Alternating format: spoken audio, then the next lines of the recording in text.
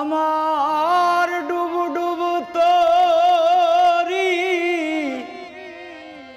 কেমনে ধরি পারি, আমার ডুবু ডুবু তরি দয়াল কেমনে ধরি পারি। আমার হাইলের বৈঠা খাইল রে গুনে,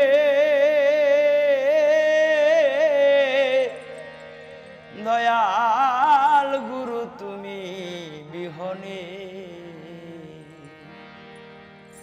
ডুবু ডুবু তরি কেমনে ধরি পারি, ডুবু ডুবু তরি কেমনে ধরি পারি। আমার ডুবু ডুবু তরি দয়াল কেমনে ধরি পারি। আমার হাইলের বৈঠা খাইল রে গুনে,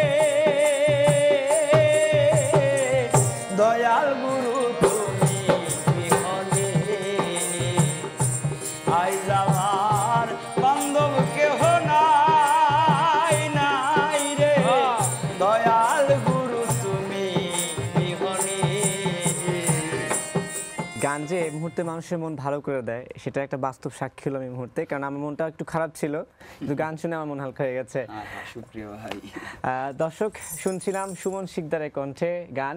সবাইকে স্বাগত জানাচ্ছি আজকের আড্ডায়, এবং আজকের এই বিশেষ আয়োজনে শুধু সুমন শিকদারের সঙ্গে আছেন সুজন ভাই এবং আমার এই পাশে আছে ম্যাথিউ ভাই। তাদের সঙ্গে আড্ডা দেব, কথা বলবো, ফোক সঙ্গীতে একটা জমজমাট আসর হবে, গল্প হবে, গানও হবে, সঙ্গে থাকুন। তারপর কেমন আছেন? আলহামদুলিল্লাহ ভাই, কেমন আছেন আপনি? আমিও ভালো আছি, মুগ্ধ হয়ে শুনছিলাম। কার গান গাইছিলেন এটা? এটা হচ্ছে লতিফ সরকারের লেখা গান, উনি ওনার দয়াল চাঁদকে উদ্দেশ্য করে লিখছিলাম। মূলত এটা একটু বন্দনা সঙ্গীত, আর আমি আমার কোনো আসর শুরু করার আগে এই গানটা দিয়ে শুরু করি। কেন এই গানটা দিয়ে কেন শুরু করতে হয়? এটা হচ্ছে বন্দনা সঙ্গীত, তো আমি আসলে ভাব সঙ্গীত করি মূলত। তো এই ভাব সঙ্গীতে বন্দনা একটা কি বলে গুরুত্বপূর্ণ ভূমিকা রাখে। অনেক বাউল আসরগুলোতে মূলত পালা গানের যে আসরগুলো হয় ওই আসরগুলোতে বন্দনা দিয়েই শুরু করে। বন্দনাতে বিভিন্ন পীরাউলিয়া, আল্লাহর নবীর নাম, মা ফাতেমার নাম, হাসান হোসেনের নাম, এরকম নাম দিয়ে শুরু করি। কিন্তু আমি আমার গুরুরে উদ্দেশ্য করে একটু গাইলাম, গুরু যেন আমাকে কৃপা করে। আচ্ছা, এই বিষয়টা আমি একটু আপনার থেকে জানতে চাই। আমি জানি না, আশা করি দর্শকরা জানবে। সেটা হচ্ছে যে ফোক সঙ্গীতের মধ্যে যে বলছিলেন যে ভাব সঙ্গীত, বন্দনা সঙ্গীত, মানে আরো আমাদের ক্যাটাগরি আছে না, এগুলো কি ধরনের কি আছে? শাখা প্রশাখা এগুলো এই ধরনের কি কি শাখা প্রশাখা আছে? যেমন পালা গান আছে, তারপর সাইজি, লালন সাইজির বাণী আছে, এটা আমাদের ফোকের অংশ। তারপরে ধরেন এই বিভিন্ন আধুনিক ইনস্ট্রুমেন্ট দিয়েও তো ফোক সঙ্গীতগুলো এখন চলমান। তো এই শাখা প্রশাখা আর কি। ভাব সঙ্গীত মূলত আমার মতো অদম যারা, ধরেন এই যে সুজন আছে, ম্যাথিউ আছে, এরকম যন্ত্রশিল্পীদের সাহায্যে গান গাওয়া হয়, একটা ভাবের উদয় হয়, ওইখান থেকেই হচ্ছে আসে গান। গানের সঙ্গে যুক্ত হলেন কিভাবে? ওস্তাদ আমার ফুফা হয় সম্পর্কে, পাশাপাশি বাড়ি। উনি বেহালা বাজালে, দোতরা বাজালে, উনি সব ধরনের ইনস্ট্রুমেন্ট বাজাতে পারে। তো উনি বেহালা টেলা বাজালে আমার না পড়ার টেবিলে মন বসতো না, একদম মানে সত্যি কথা যেটা। তো যাইতাম, টুংটাং করতাম, মন্দিরে বাজাইতাম, ওইভাবে আসলে শুরু। ওস্তাদ আমাকে এখানে সেখানে নিয়ে যাইতো। আমাদের পাশাপাশি গ্রামে বা গ্রামের ভিতরে যদি মাহফিল টাফিল হইতো, ছোট্ট আসর হয়, ওই আসরগুলোতে ওস্তাদের সাথে যাইতাম, বাজাইতাম, ওইভাবে আসলে শুরু। ওভাবেই শুরু। কিন্তু আমি আপনার ফেসবুক প্রোফাইল ফলো করি, আমার কিছু প্রশ্ন মাথায় আছে, সেগুলোতে যাব। তার আগে এখন একটু ছোট্ট করে একটা গান শুনে নেই, একটু ভাবের দুনিয়া আবার ঘুরে আসি। নইলে মানুষ মিলে না রে, নইলে মানুষ মিলে না রে, বিফলে জন্ম যায়। মানুষ হয়ে তালাশ করলে মানুষ পাওয়া যায়, মানুষ হয়ে তালাশ করলে মানুষ পাওয়া যায়। নইলে মানুষ মিলে না রে, নইলে মানুষ মিলে না ওরে নইলে মানুষ মিলে না রে, বিফলে জন্ম যায়। মানুষ হয়ে তালাশ করলে মানুষ পাওয়া যায়, মানুষ হয়ে তালাশ করলে মানুষ পাওয়া যায়। হারমোনিয়াম দিয়ে শুনছি, ঢোল আছে, ওটাকে কি বলছে? এটা হচ্ছে ঘুঙুর। ঘুঙুর। কিন্তু আপনারা যখন একসাথে ধরুন যে আসর বসিয়ে খুব মজা নিয়ে গান গান না, তখন আরো কি কি ইনস্ট্রুমেন্ট দরকার হয় আপনাদের? ইনস্ট্রুমেন্ট থাকে অনেক, কাহন থাকে, ডারবুকা থাকে। আপনাদের এখানে তো একটু স্বল্পতা আছে। একটু স্বল্পতা আছে না, এই সবগুলো ইনস্ট্রুমেন্ট নিয়ে আসতাম। আচ্ছা আচ্ছা, আপনি তো আমি দেখছি যে গান গাইছেন, মৌলিক গানও করছেন। জি। মৌলিক গানে যাব আরো পরে, মৌলিক গান শুনবো। তার আগে একটু ভাইদেরকে বলে রাখি যে পরে আমি একটু বাংলা ভাইবের একটা ভাইব নিব, প্রিপারেশন নিয়ে রাখেন আপনারা।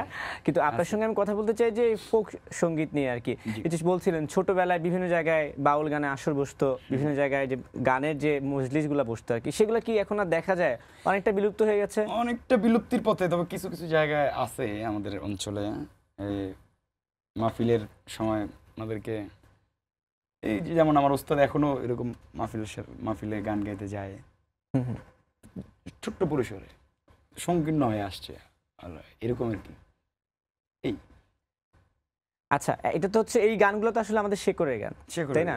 তো এই শেকড়ের গানগুলোর সঙ্গে কি আমাদের তরুণ প্রজন্মের সে বন্ডিংটা বা তারা কি জানতে পারছে, তাদের কাছে কি পৌঁছাচ্ছে গানগুলো সেভাবে? এখন সোশ্যাল মিডিয়ার বদৌলতে বিভিন্ন পৌঁছচ্ছে, ইংলিশ মিডিয়ামের পোলাপানো এই ধরনের গান শুনতেছে, বাউল আব্দুল করিমকে চিনতেছে, দূরবীন শাহকে চিনতেছে, হচ্ছে না আস্তে আস্তে। কিন্তু সোশ্যাল মিডিয়ার মাধ্যমে হচ্ছে, কিন্তু সোশ্যাল মিডিয়ার মাধ্যমে কি সম্পূর্ণভাবে গানটা একটা জেনারেশন, মানে জেনারেশনের পর জেনারেশন টিকিয়ে রাখা এগুলো কি এই সম্ভব? প্রশ্নটা ঠিক করবেন একটা মিউজিক ডিরেক্টরকে, একটা মিউজিক ডিরেক্টরকে করবেন।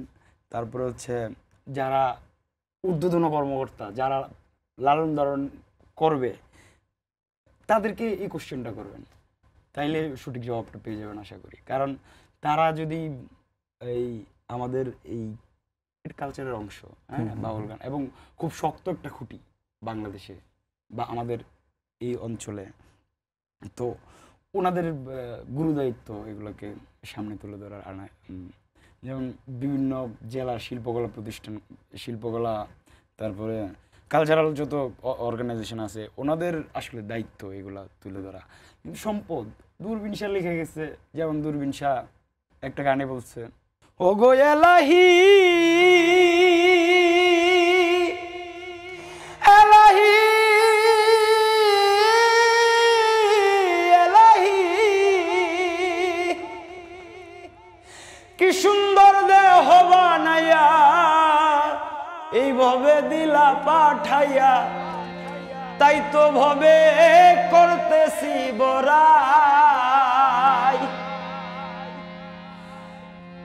আরেকটা অন্তরায় বলছে, তোমার এমন রং তামাশা বুঝে না পাগল দূরবীন শাহ, চরণ আসে তোমারই গান গায় ও গো এলাহি, তোমার মতো দরদি কেউ নাই, তোমার মতো দরদি কেউ নাই ও গো এলাহি, তোমার মতো দরদি কেউ নাই। এই যে গানে গানে স্রষ্টার গুণ কীর্তন করছে, ষষ্ঠ কাছ থেকে ভিক্ষা চাইছে, চরণ ভিক্ষা চাইছে, এগুলা আমাদের দেশের সাধকরা অনেক আগেই রেখে গেছে তাদের এই স্মৃতিচারক।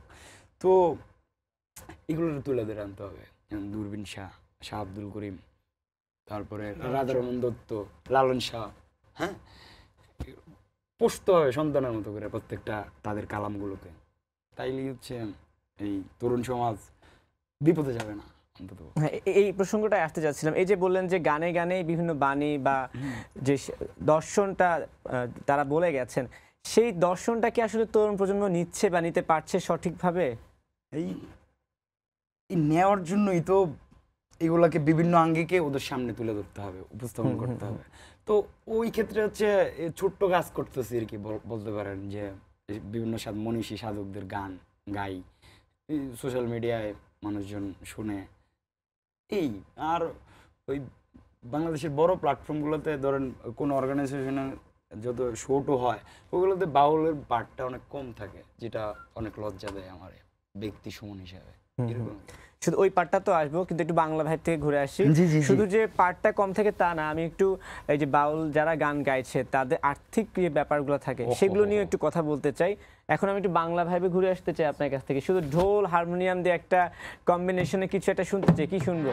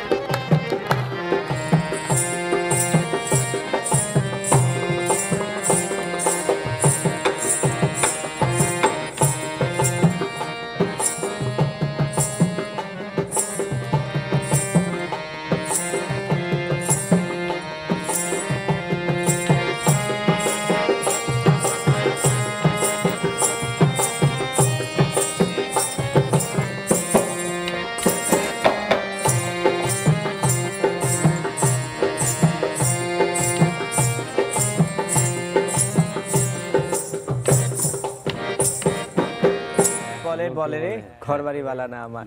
ঠিক আছে, পারিশ্রমিকের ব্যাপারটা আসতে যাচ্ছিলাম, বলছিলেন যে বিভিন্ন জায়গায় বাউলদের গান গাওয়ার সুযোগ দেওয়া হলো খুব কম, সেক্ষেত্রে খুব কমের সঙ্গে পারিশ্রমিকের ব্যাপারটা কেমন আছে আমি আপনার মুখ থেকেই জানতে চাই। ন্যূনতম পারিশ্রমিক ধরেন কনভেন্স দেয়, আসা যাওয়ার ভাড়া দিয়ে পাঠায় দেয় এরকম। তো সেক্ষেত্রে এই দুর্দশা কেন হচ্ছে বা হলো?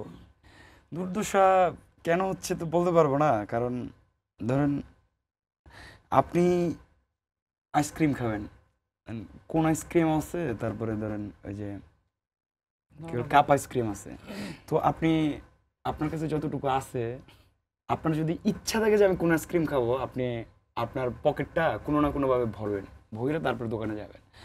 তো এই ব্যাপারটা এমনই, ধরেন আন্তরিকতা ভালোবাসা যদি একটা জিনিসের প্রতি থাকে, ওইখানে টাকা পয়সা ঢালতেও সমস্যা নেই। আন্তরিকতাই নাই, ভালোবাসাই নাই, গানের প্রতি প্রেমই নাই, তাহলে আমি কেন অযথা এত টাকা দিব? আমি 200 টাকা দিয়ে ওরে বলবো তুই একটা গান গা, এরকম আর কি ব্যাপারটা।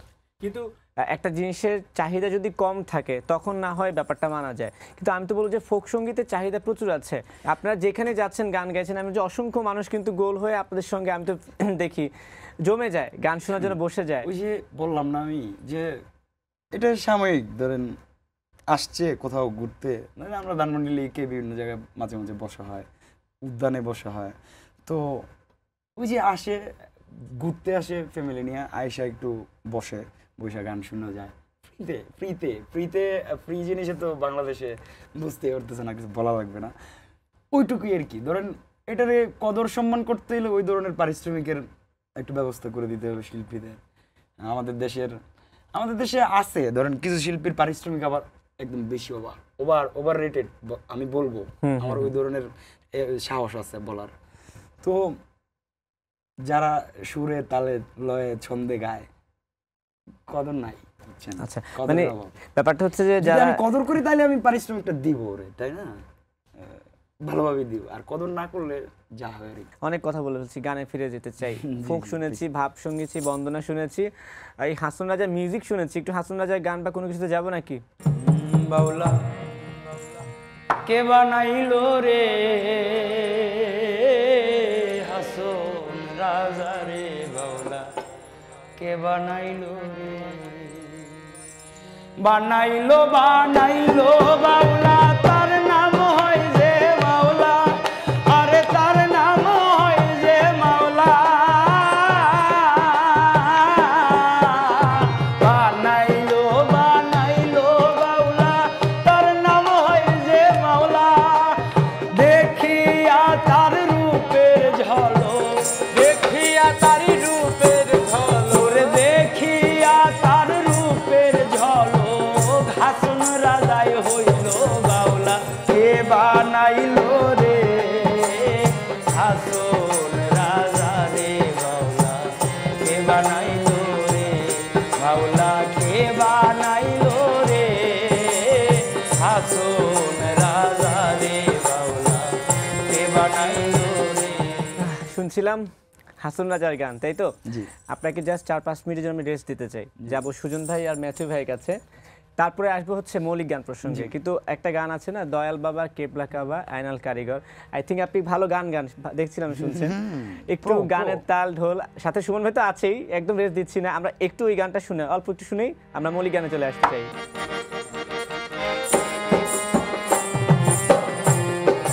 দয়াল বাবা কেবলা কাবা আয়নার কারিগর, আয়না বসাইয়া দেবুর কলমের ভিতর, বাবা গো আয়না বসাইয়া দেবুর কলমের ভিতর, আরে দয়াল বাবা কেবলা কাবা আয়নার কারিগর, দয়াল বাবা কেবলা কাবা আয়নার কারিগর, আয়না বসাইয়া দেবুর কলমের ভিতর, বাবা রে আয়না বসাইয়া দেবুর কলমের ভিতর। সুমন ভাই, মৌলিক গানে ফিরে আসি। শুধু যে ফোক গান গাইছেন তা তো না, মৌলিক গানও তো কাজ চলছে, মিউজিক ভিডিওর কাজ হচ্ছে মানে কিছু না এখন? জি, মৌলিক গানের কাজ চলতেছে, 3-4টা কাজই চলতেছে। এর আগে একটা মিউজিক ভিডিও হয়েছিল, একটা না বেশ কয়েকটাই হয়েছে, এগুলো আমার ইউটিউব চ্যানেলে আছে। ভালোই লাগে মৌলিক গান। আচ্ছা, এই যে মৌলিক নিজের গানের কথা সৃষ্টি। উঠলো না, জি।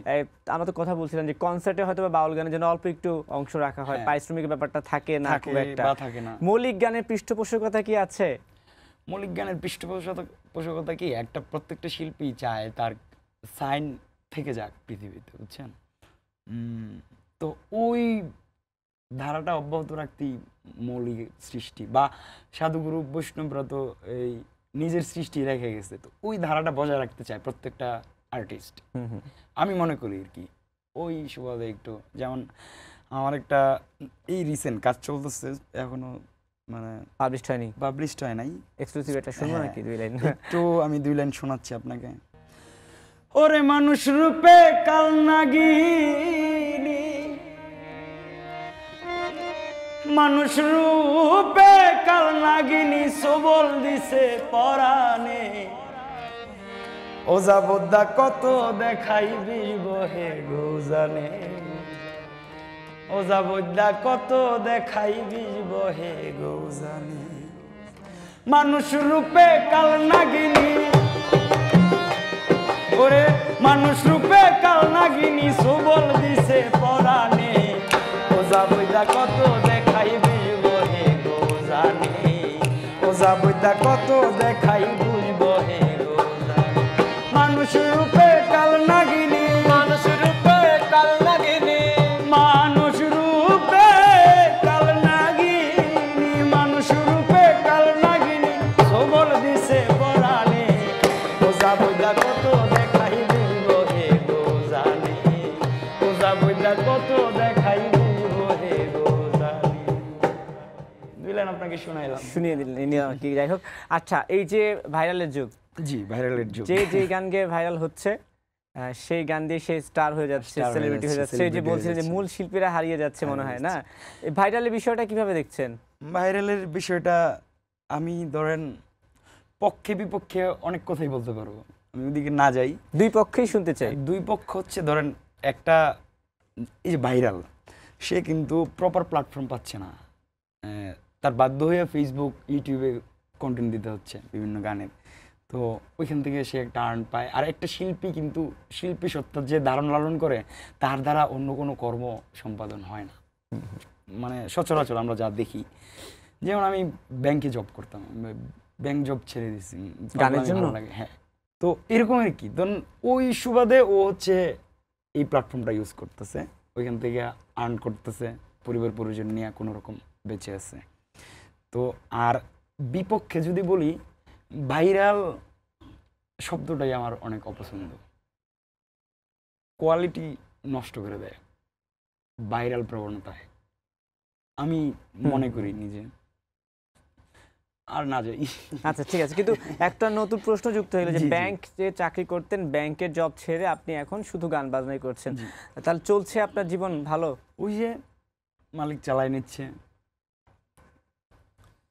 অনিদ্রা, অনাহার, তারপর হচ্ছে অবহেলা, অযত্ন, এগুলো নিত্যদিনের সঙ্গী। যে আচ্ছা। শিল্পী সত্য ধারণ লালন করবে, তার এগুলা নিত্যদিনের সঙ্গী, ওইভাবে বেঁচে আছে। ঠিক আছে, কিন্তু আমার মাথায় প্রশ্ন ছিল একটা, তারপর গানে যাব। সেটা হচ্ছে ভাইরালের পক্ষ বিপক্ষে তো শুনলাম, রিসেন্টলি কিছু গান শুনেছেন কিনা যেগুলো আসলে ভাইরাল হয়েছে, গানগুলোর ক্ষেত্রে যে বিষয়টা আমাদের চোখে পড়েছে, বিশেষ করে আমার চোখে পড়েছে, গানের কথা এমন এমন শব্দের চয়নে গানগুলো বানানো হচ্ছে যেগুলো হয়তো বা আমি অন স্ক্রিনে বলতে পারছি না, কিন্তু ভাইরাল হওয়ার সুবাদে সেই গানগুলোই আমি বলবো যে সোশ্যাল মিডিয়া বলেন, ফেসবুক বলেন, টিকটক বলেন, অনেকেই সেই গানগুলো নিয়ে রিলস বানাচ্ছে, সব কিছু করছে।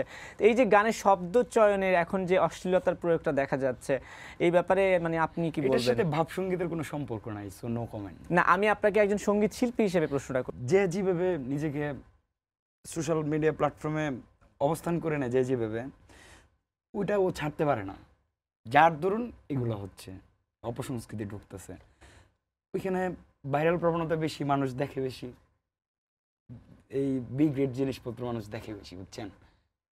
কি বলবো, আমি আসলে ক্ষমা চেয়ে নিচ্ছি। আপনারাই আমার প্রাণ, আপনারাই আমার জান, তো এগুলো থেকে একটু বের হয়ে আসেন, আমাদেরকে একটু বাঁচতে দিন, আমরা একটু বেঁচে থাকি, এই আর কি, একটু আর কিছু না। আচ্ছা, ঠিক আছে, ওকে। আর সময় কিন্তু শেষ হয়ে আসছে, আর বেশিক্ষণ সময় দিতে পারবো না। এই মুহূর্তে একটা ভাব সঙ্গীত শুনবো, আমি কিন্তু এখন শেষ গান এটা না, তারপর হ্যাঁ। একটু আড্ডা দিয়ে একটা শেষ গানে চলে জি, যাবো। জি, ভাব জি। সঙ্গীত আমি এখন একটা এই উস্তাদ কফিলউদ্দিন ওনার একটা কালাম করব। আর আতর গোলাপ শুয়া চন্দন, আতর গোলাপ শুয়া চন্দন, সাজাইলাম ফুল বিছানা, অবাগার বাসরে বন্ধু কেন আইলা না? আতর গোলাপ শুয়া চন্দন, আতর গোলাপ শুয়া চন্দন, সাজাইয়া ফুল বিছানা, অভাগার বাসরে বন্ধু কেন আইলা না? অভাগার বাসরে বন্ধু কেন আইলা না?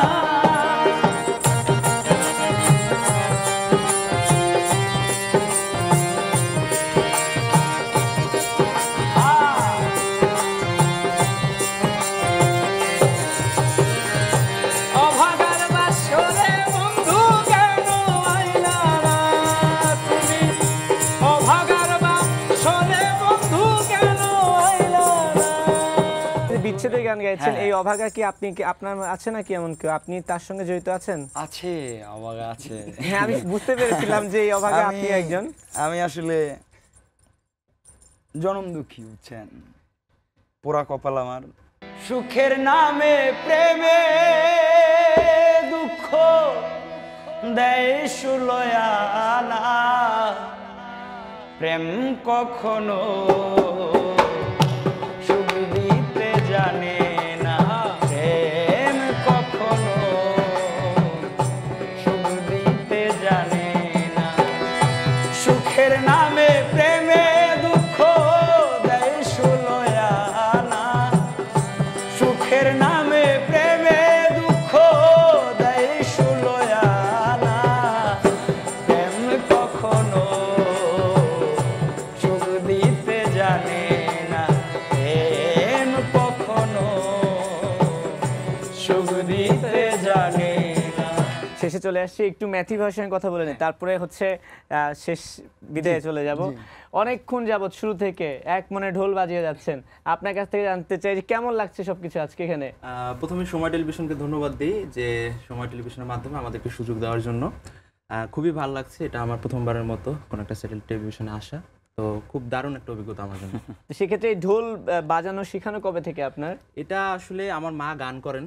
আচ্ছা আচ্ছা। আমাদের গ্রামে বরিশালে বাড়ি, তো সেখানে তো মা অনেক চেষ্টা করেছিলেন আমাকে গান শেখানোর জন্য, কিন্তু আমি আসলে শিখিনি, অমনোযোগী ছিলাম। কিন্তু ওই মায়ের সাথে আর কি তবলা ঢোল এগুলো আর কি একটু একটু বাজাতাম, পরবর্তীতে আমি শিখেছি। এবং ছোটবেলা থেকে এটার প্রতি একটা আলাদা টান, এবং কোনো জায়গায় যদি এই মানে রাস্তাঘাটে যে কোনো জায়গায় যদি এই ইনস্ট্রুমেন্টের শব্দ শুনতে পাই, মানে ওখানে ছুটে চলা, এবং এখনো আমিও বিভিন্ন জায়গায় গেলে মানুষের ছুটে আসে, তা এখনো শিখছি, এবং আমি খুবই মানে এখনো শিখছি, মানে আমি এখনো মানে জ্ঞান সমুদ্রের বালুতটে মাত্র খুঁড়ছি মাত্র। মানে আপনি ঢোল নিয়ে আছেন, গান কি শেখা হয়নি একদমই? আর পরে না না না, গান আর শেখা গান শেখাই হয়নি নাকি? মিথ্যা বলছেন যে আমি যদি বলি যে দুই একটা গান শোনান এই জন্য? না না না না না, আমার গান শেখা। আচ্ছা ঠিক আছে, সুজন ভাই আপনার কাছে আসতে চাই। আপনি হারমোনিয়াম বাজাচ্ছেন, ছোটবেলায় আমিও বাজাতাম, কিন্তু এখন কিন্তু হারমোনিয়াম বাজানোর সেই প্রচলনটা কিন্তু আমরা দেখতে পাই না। কিবোর্ড চলে এসেছে, আধুনিক ইনস্ট্রুমেন্টগুলো চলে এসেছে। এই হারমোনিয়াম কতদিন হলো আপনি বাজাচ্ছেন? অবশ্যই অনেক আগে থেকে। হ্যাঁ, আমি অনেক আগে থেকে হারমোনিয়াম বাজাই এবং আমি মিউজিকের উপরে মাস্টার্স করতেছি। আচ্ছা।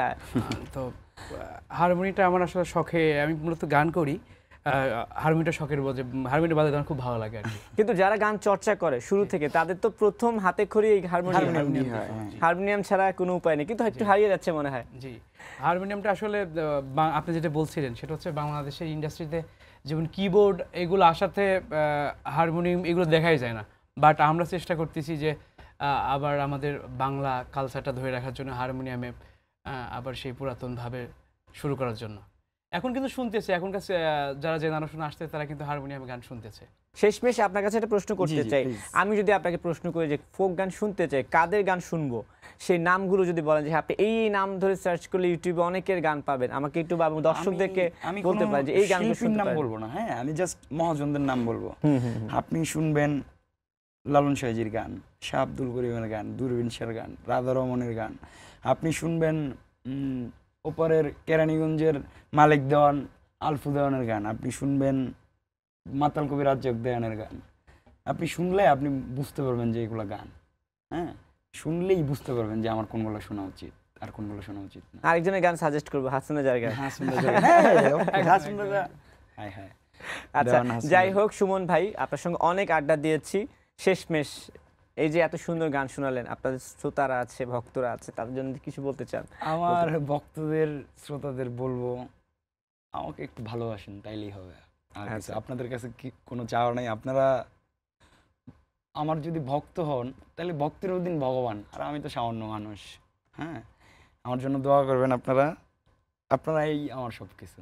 আমরা চাই বাংলা সংস্কৃতি নিয়ে কাজ করতে, আমাদের শিকড়ে নিয়ে কাজ করতে। আমরা কি গানে গানে বিদায় নিব? অবশ্যই গানে গানে বিদায় নিব। তার আগে সুজন ভাই, আপনার থেকে বিদায় নিয়ে ধন্যবাদ এত সুন্দর সাপোর্ট দেওয়ার জন্য। ম্যাথিউ ভাই, আপনাকে ধন্যবাদ।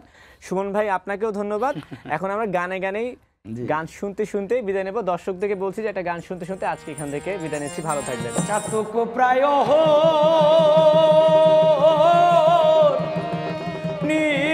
নিশি যে আছে কালো শশী, আমি হব বলে শ্রীচরণের দাসী, আমি হব বলে ওই চরণের দাসী। ও তা হয় না কপাল গুনে, ও তা হয় না কপাল গুনে, আমার মনে